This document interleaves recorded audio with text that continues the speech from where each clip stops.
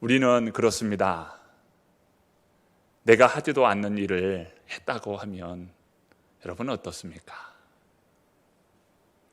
앞뒤 사정 따지지 않고 어떤 한 부분만 딱 붙잡고 그 사람을 모두 그러한 행동으로 평가한다면 전체를 보고 판단한 것이 아니라 앞뒤 사정 다 자르고 자기가 말하고 싶은 것, 자기가 보고 싶은 것만 딱 보고 그것으로 평가한다면 여러분은 어떠합니까?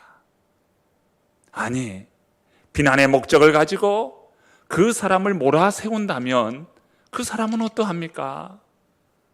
여러분, 이럴 때 여러분은 어떠하겠어요? 얼마나 억울하겠습니까? 앞뒤 사정 전체 맥락을 생각하지 않고 지금 베드로를 향하여 사람들은 비난합니다. 내가 할례자로서 무할례자와 함께 음식을 먹었다. 그 한 부분만 딱 붙잡고 베드로를 비난하는 거예요. 왜 고넬료 집에 가게 되었는지, 고넬료라고 하는 사람이 어떤 사람인지, 그리고 그 고넬료의 가정에서 어떤 일이 일어났는지, 이런 것은 다 무시한 채 그저 딱 한 가지, 할례자로서 무할례자와 함께 음식을 먹었다, 이렇게 하면서 몰아세우면서 비난하는 거예요. 베드로의 마음이 어땠을까요? 얼마나 억울했을까요?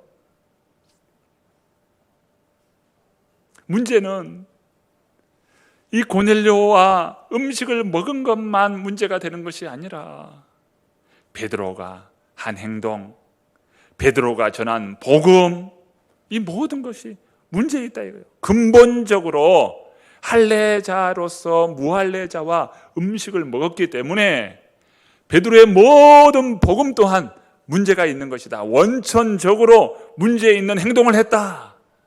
이렇게 비난하는 것이지요. 한 이야기가 있습니다. 그 마을에 큰 고목나무가 있는데요. 고목나무에는 매가 살고 그 나무 아래에는 멧돼지가 살고 있었습니다. 위에는 매 가족이 살고 있고 그 아래는 멧돼지 가족이 살고 있어요. 위에서 매들이 음식을 먹고 나뭇잎을 떨어뜨려 주면은 그것으로 또 멧돼지들은 먹게 되었어요. 또 살게 되는 겁니다. 또 멧돼지들은 여러 또 음식 활동을 하면서 살다 보면 또 그곳에 이 매들이 먹을 음식이 있었어요. 서로 공생하면서 평화롭게 살고 있었습니다. 그런데 이것을 시기한 여우가 어떻게 하면 저 두 사이를 멀게 할까? 이렇게 생각하다가 매의 가정에 찾아갔어요. 야, 이 멧돼지들이 밑에서 살고 있는데 멧돼지들이 이 나무를 갉아 먹어서 결국 나무를 쓰러뜨리면 위에서 살고 있는 매의 가족, 특별히 매의 새끼들을 잡아먹으려고 지금 나무 밑둥을 갉아먹고 있다는 거예요. 멧돼지들이 자꾸 나무 밑에서 어슬렁거리면서 뭔가 하고 있지 않느냐. 그런데 어느 순간 이 나무가 흔들리는 것을 경험하지 않았느냐. 그때 바로 멧돼지들이 이 나무를 갉아먹고 있다는 거예요. 그래서 결국 이 새끼 매들을 잡아먹기 위해서 한다는 거예요. 이런 이야기를 여우가 전해준 겁니다. 또 한 번은 이 멧돼지들에게 찾아갔어요. 멧돼지야, 네가 밖에서 먹이를 구하러 간 사이에 매들이 땅에 내려와서 너희 집을 기웃기웃하고 있지 않더냐? 그러면서 그 멧돼지 새끼를 잡아먹으려고 그러는 것이다. 이렇게 이간하는 거예요. 그러다 보니까 매는 매대로, 멧돼지는 멧돼지대로 이게 서로 의심을 하게 된 거예요. 밖에 나가서 음식도 구해야 하고 또 먹이를 구해와야 하는데 이게 의심이 되니까 언제 내 새끼들이 죽는 것이 아닌가, 나무가 쓰러지는 것은 아닌가, 이런 염려 때문에 먹이를 구하러 갈 수가 없는 거예요. 그러다가 결국 매와 멧돼지는 굶어서 죽게 되었다, 그런 이야기가 있습니다.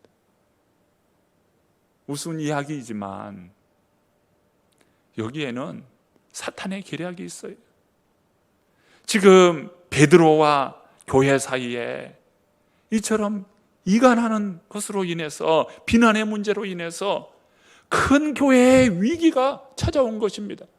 만약 이 위기를 잘 극복하지 못한다면 교회는 큰 혼란 속에서 성도들은 흩어지게 되는 거예요. 여기에 필요한 것이 있습니다. 바로 영적 분별력입니다. 영적 분별력을 가지고 하나님의 뜻이 무엇인지, 하나님이 원하시는 것이 무엇인지 이것을 제대로 분별해 내야 하는 것이지요. 영적 분별력이 필요해요. 베드로는 지금 비난하는 성도들, 비난하는 교회로부터 지금 자신의 이 처지가 굉장히 어려운 가운데 있는데 이 비난의 상황을 잘 극복할 필요가 있었어요. 베드로는 이 순간 하나님 앞에 구하고 기도하지 않았겠습니까? 교회가 이런 위기 가운데 있는데 이 위기를 잘 극복해서 하나님이 원하시는 기뻐하는 교회가 되도록 베드로는 구했을 것이에요. 그런데 베드로가 이 비난 앞에서 어떻게 합니까? 그 비난을 대하는 베드로의 태도가 너무도 감동적인 거예요. 온 성도들이 감동을 했어요. 베드로의 모습에 감동을 한 겁니다. 그러면서 베드로는 하나님께서 어떻게 이 모든 과정을 주도하고 계셨는지 순서대로 차례대로 설명하는 것입니다. 그 모습에 감동이 되는 거예요. 온 성도들은 이렇게 감동하면서 베드로의 이 설명을 듣는데 그 베드로의 설명의 요지는 이 모든 일은 하나님께서 하신 일입니다 라는 것을 강조합니다. 먼저는 하나님의 환상이에요. 하나님께서 환상을 보여주셨다는 거예요. 그 환상의 의미를 베드로는 잘 이해할 수 없었어요. 그 환상이 어떤 환상인지, 왜 이런 환상을 보여주는지, 큰 보자기 환상을 보여주시면서 각종 짐승들을 보여주시는데 이해할 수 없었습니다. 그러면서 잡아먹으라, 음식을 잡아먹으라는 거예요. 속되고 거룩지 못한 것을 내가 먹을 수 없나이다. 그때 하나님께서 거룩하게 하신 것을 내가 왜 속되다고 하느냐, 이런 환상을 보여주시는 거예요. 그 환상의 의미를 깨닫지 못했지만 하나님은 환상을 보여주셨어요. 그리고 두 번째, 하나님께서 명령하시는 거예요. 너는 의심하지 말고 너와 함께한 사람들과 가라는 거예요. 의심하지 말고 가라. 하나님의 명령이 주어집니다. 그런데 세 번째, 하나님이 또 준비하셔요. 이 모든 일을 하나님이 준비하시는데 베드로만 준비시키는 것이 아니라 고넬료와 고넬료 가정까지도 준비시키는 거예요. 그 가운데 베드로만 환상을 본 것이 아니라 고넬료도 환상을 보는 거예요. 주의 천사가 나타나서 베드로를 부르라는 거예요. 그래서 베드로를 통하여 하나님께서 말씀하시고 준비해 놓은 그 은혜를 받으라는 거예요. 고넬료에게 또 환상을 보여주시고 하나님의 준비하심, 그리고 하나님의 행동이 나타나요. 하나님께서 행하시는데요, 오순절날 임하였던 그 성령의 역사가 말씀 전하는, 말씀 듣는 고넬료, 또 말씀을 전하는 그 베드로에게 성령이 강하게 역사하시는 거예요.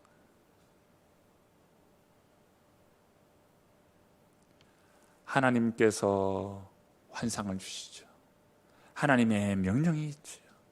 또 하나님께서 준비하시죠. 하나님께서 행하시죠. 이 모든 일이 하나님께서 주도해 가신다는 거예요.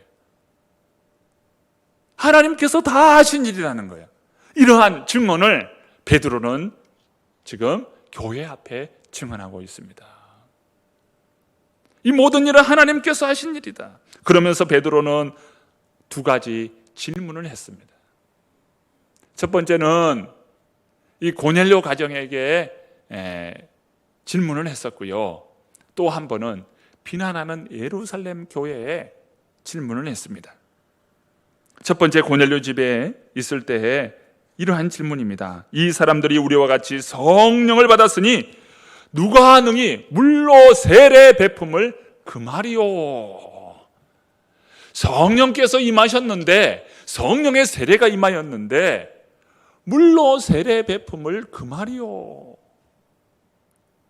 이러한 질문을 고넬료 가정에 했어요. 그리고 두 번째 질문을 하는데 그 질문은 비난하는 예루살렘 교회에 했던 질문입니다. 오늘 본문 17절에 말씀하고 있죠. 본문 17절 말씀을 읽어봅니다. 그런즉 하나님이 우리가 주 예수 그리스도를 믿을 때에 주신 것과 같은 선물을 그들에게도 주셨으니 내가 누구이기에 하나님을 능히 막겠느냐 하더라. 내가 누구이기에 하나님을 능히 막겠느냐. 하나님께서 하시는데 내가 어떻게 하나님의 일을 막겠느냐, 하나님의 일에 방해자가 되겠느냐. 성령이 임하는데 내가 어떻게 성령을 가로막을 수 있고 성령께서 하시는 일을 내가 어떻게 막을 수가 있겠느냐.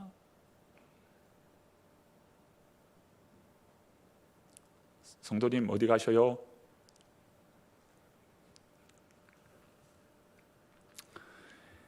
이방인 성도들이 성령을 받았는데 왜 물세례를 금하겠습니까? 이미 하나님께서 성령 세례 주셨는데 하나님의 일을 어떻게 막겠습니까? 지금 베드로가 겪었던 일에 그 모든 시간 순서에 따라 설명을 하고 있어요. 여기에는 한 가지 사실입니다. 이 모든 것은 하나님께서 하신 일이라는 사실입니다.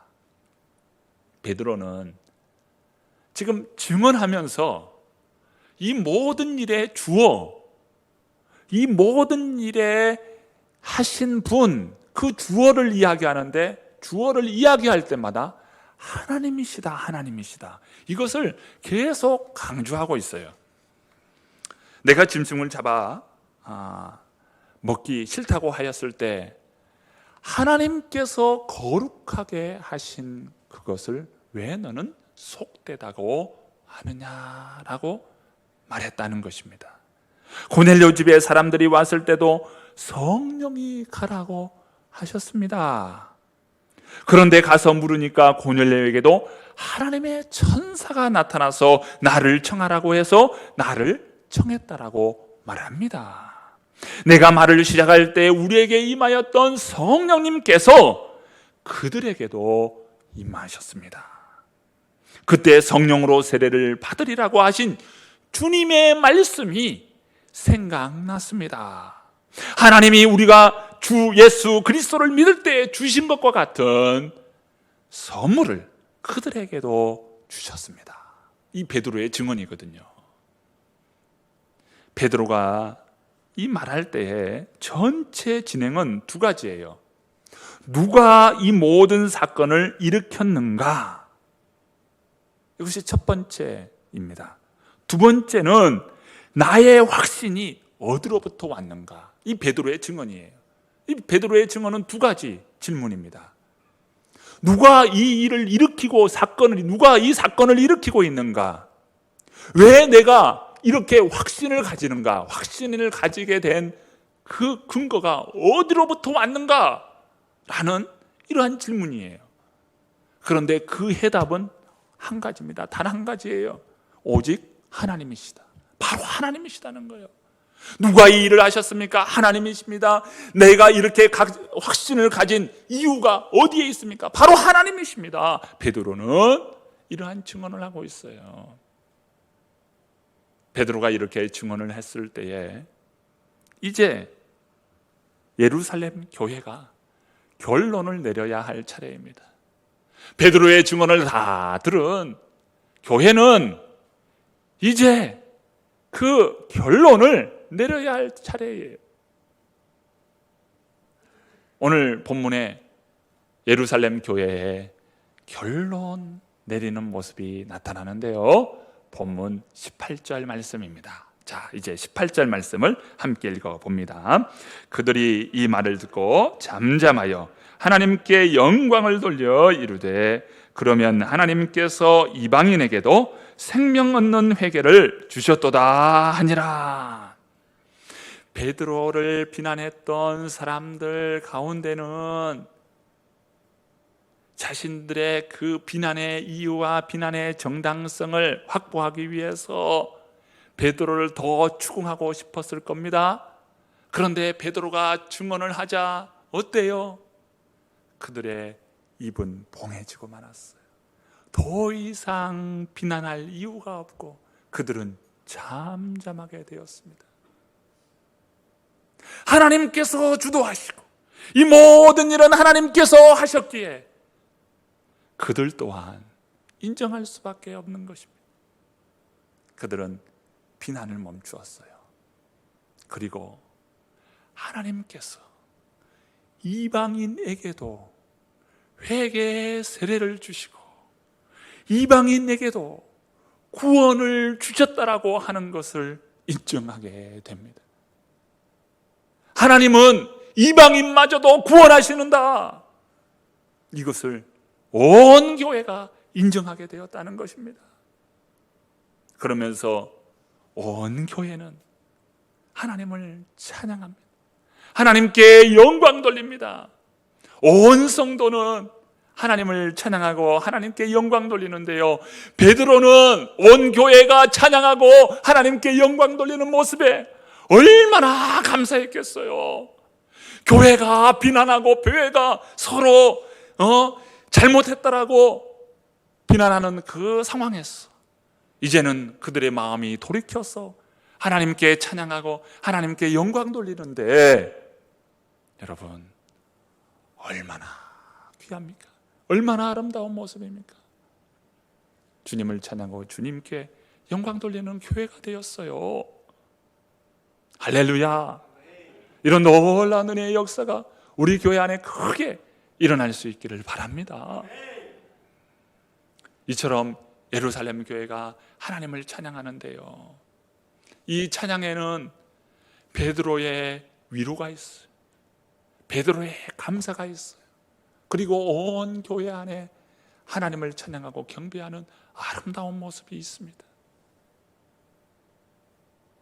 내 영혼 송축해 내 영혼아 거룩하신 이름, 이전에 없었던 노래로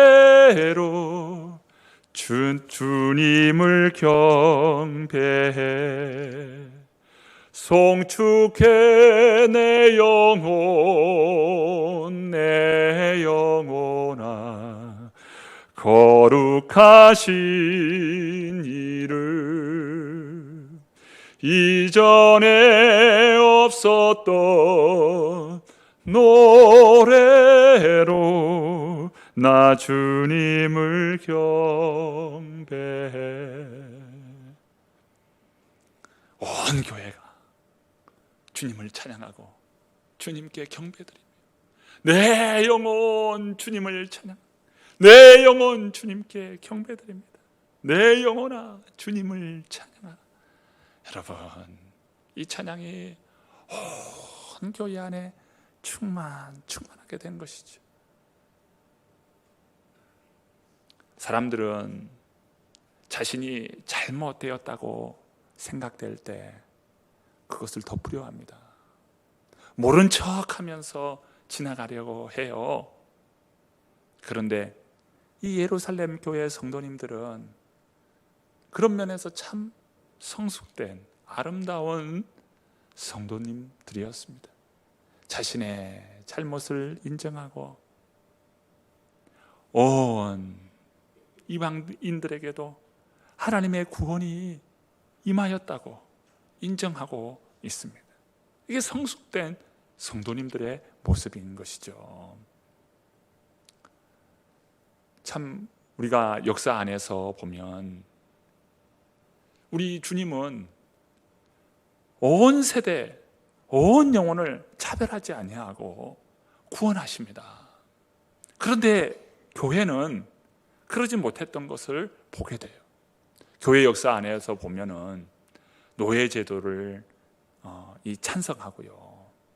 그리고 인종적으로 이 차별했던 그런 교회 역사들이 있어요. 인종을 차별했단 말이에요. 서구 기독교 역사 안에 보면 이렇게 인종을 차별했던 모습들이 나타납니다. 그뿐만이 아니죠. 민족주의, 국수주의 이러한 것이 참 이 크리스찬임에도 불구하고 그것이 앞세워서 찬탈하고 또 다른 나라를 이 국익에 앞세워서 이 민족을 억압한다 이거예요. 그런 일들이 이 기독교 국가 안에서 일어났던 일이에요. 이것이 무엇입니까? 참 주님의 말씀을 자신의 이익에 따라서 그 말씀을 변개해버리는 것이죠. 오늘 이런 모습 앞에서 교회는 회개해야 되고 참 바른 교회가 되도록 오늘 우리가 힘써야 할 줄로 믿습니다. 그릇된 것을 잘못했다고 인정할 줄 알고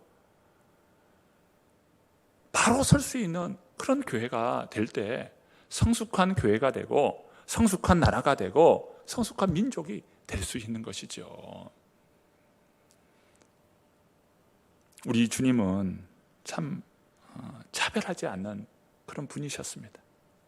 온 세계가 다 구원받기를 원하시는 것이 우리 주님의 마음이에요. 디모데전서 2장 4절에 보면 우리 주님의 마음, 우리 하나님의 마음은 모든 사람들이 다 구원받기를 원하신다고 말씀합니다. 여기에는 차별이 없어요. 유대인이나 이방인이나 자유자나 헬라인이나 야만인이나 누구든 차별이 없어요. 그리스도 안에서 우리는 다 하나이고요. 모든 사람들이 다 구원받기를 원하시는 것이 우리 주님의 마음인 것이죠. 여러분, 할례자들이 베드로를 비난한 것은 이것은 교회 역사 안에서 그들만의 이야기가 아닙니다. 우리도 때로는 사람들을 차별하여 대우하고 편을 나눈다 이 말이에요. 저 사람과 함께하면 내가 불편해. 그래서 저 사람은 제외시켜야 돼. 그러면서 사람들을 편을 나누고 제외시키고 그런 모습들이 오늘 우리의 모습 안에서도 있지 않습니까? 성경의 이야기만 아니라 오늘 우리의 이야기인 것이죠. 할례자들이 베드로를 비난했던 것 같은 그러한 일들을 오늘 우리의 모습 가운데서도 있지 않습니까? 그러므로 우리는 우리의 자신을 돌아봐야 해요. 예수님도 말씀하셨죠. 사랑할 수 있는 사람만 사랑하면 그것이 무슨 사랑이냐고요.